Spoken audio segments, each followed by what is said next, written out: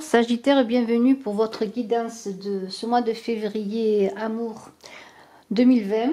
Alors cette guidance est générale pour le mois. Je ferai bien sûr une guidance pour la Saint-Valentin puisque le mois de février est le mois des amoureux. Alors pour ceux qui me découvrent, je suis Brigitte Crespo, médium numérologue. Je vous invite à vous abonner. Chaque mois, la chaîne voit un gagnant parmi les abonnés du mois. Alors, eh bien, écoutez, nous allons commencer ce tirage avec d'abord, on va parler de fleurs, si vous le voulez bien. Alors, le mois de février, bien sûr, c'est le mois où on offre des fleurs avec la fête de la Saint-Valentin.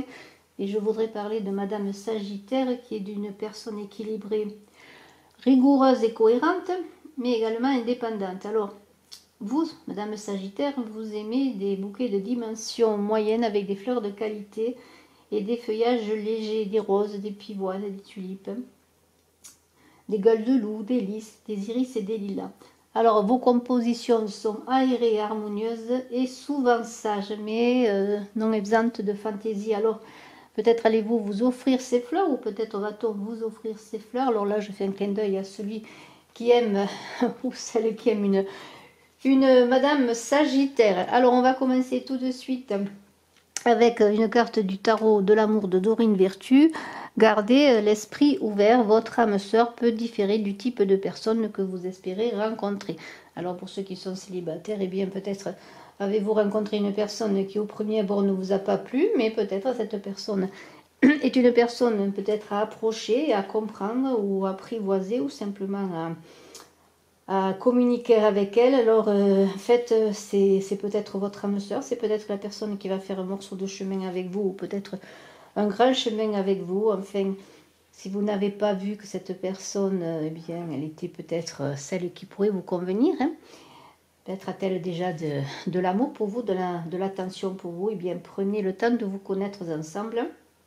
Puis si vous rencontrez quelqu'un en ce mois de février, peut-être s'il n'y a pas d'attraction au début, bien peut-être apprenez à connaître l'autre et apprenez à vous connaître tous les deux pour ainsi peut-être bien avoir l'occasion d'engager une vie épanouie en amour, mais aussi peut-être laissez-vous inviter, participer si vous êtes célibataire, et bien au maximum d'occupation, de loisirs sociaux, parce que peut-être comme ça vous rencontrerez une personne. Alors nous allons continuer au bord de l'abîme. Voilà, ça c'est l'oracle de Monique Grande, une très très belle carte. Alors au bord de l'abîme, qu'est-ce que veut nous dire cette carte magnifique? Alors bien je vais simplement vous dire ce qu'il est écrit dans le livret.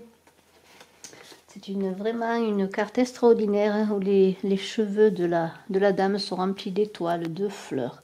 Il y a un mouvement magnifique dans un arc-en-ciel.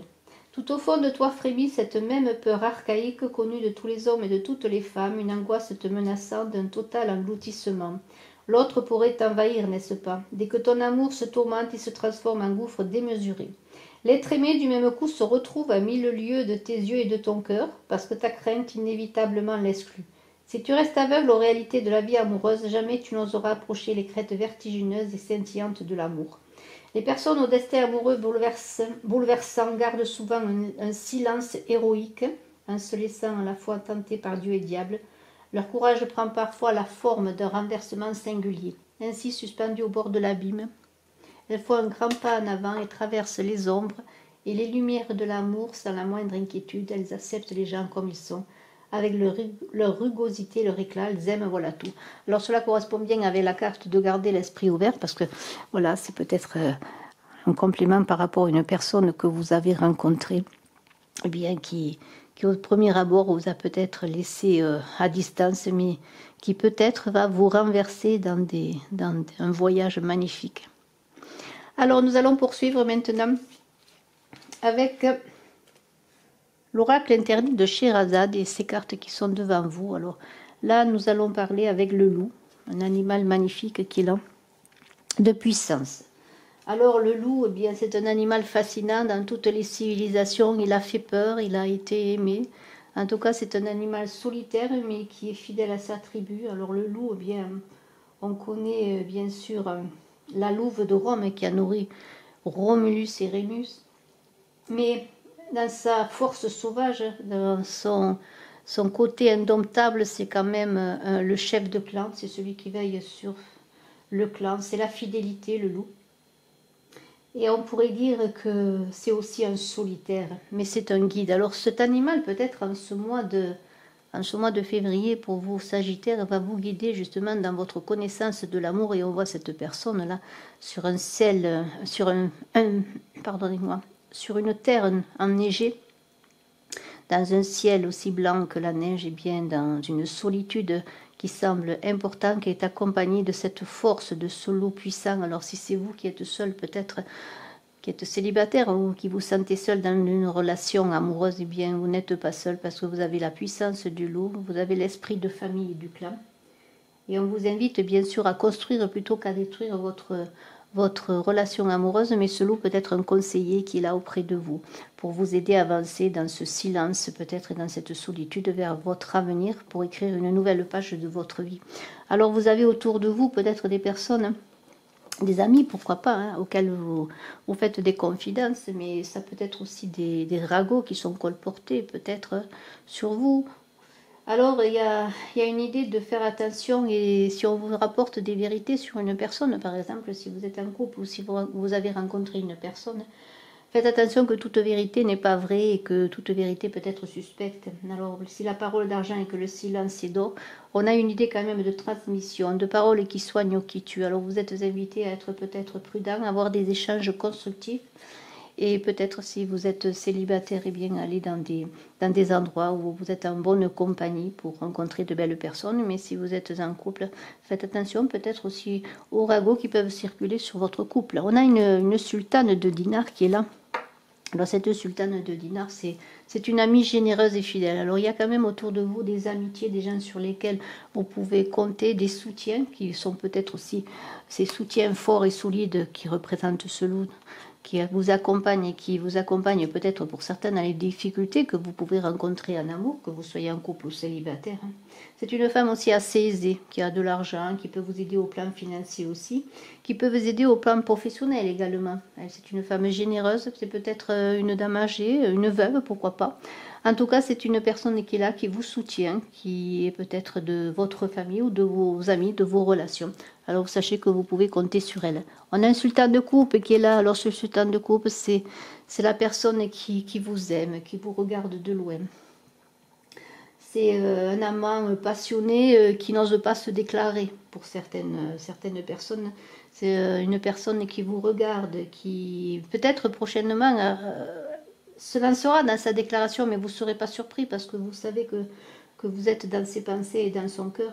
Alors cet homme qui est amoureux là, eh bien, il veut conquérir une dame. Et cette carte parle d'une période faste. Il y a des choses qui peuvent se passer, des déclarations d'amour dans ce mois de février qui vont vous être faites, ou peut-être que vous, Sagittaire, allez faire à une personne que vous aimez et vers laquelle, eh bien, pour laquelle vous souffrez parce que jusqu'à présent, vous ne savez pas si elle s'intéresse à vous. Alors l'été est porteur de promesses, parce que l'été qui est là porte les promesses de récolte, porte les promesses du début d'une relation aussi. C'est la maturité également. Alors, on vous invite avec l'été de construire votre relation. C'est la chaleur, c'est l'été, c'est le feu. On vous invite à construire cette relation, à être serein et à accepter peut-être personne ou la personne qui viendra vers vous pour vous déclarer son amour, parce qu'il y a une idée de clairvoyance et de lucidité. Alors, continuez quand même à vous protéger des personnes qui ne sont pas sincères, parce qu'il y a quand même peut-être des personnes encore qui sont à surveiller vos faits et gestes, mais peut-être libérez-vous aussi de certaines personnes eh bien, pour faire le vide et que pousse l'amour, que vienne l'amour à vous. Alors, on est quand même dans l'été, malgré tout, dans la patience. Il y a encore le temps qui doit faire son œuvre. C'est aussi, sur l'âge, ça peut correspondre à une personne entre 20 et 40 ans qui pourrait venir vers vous. Où est-ce vous, cette personne?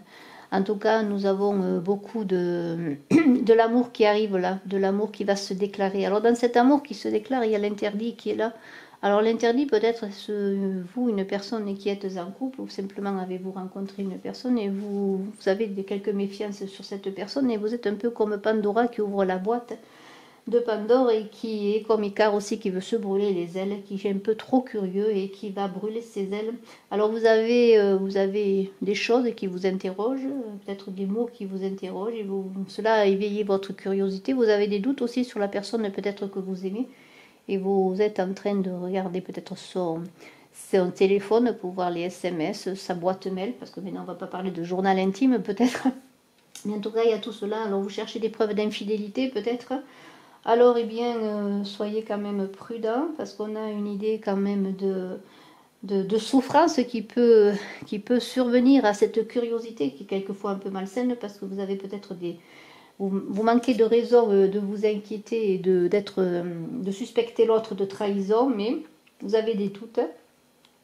Et cela peut engager un peu trop de souffrance. Alors moi, je ne vous engage pas à aller chercher des choses qui n'existent pas, des preuves d'infidélité.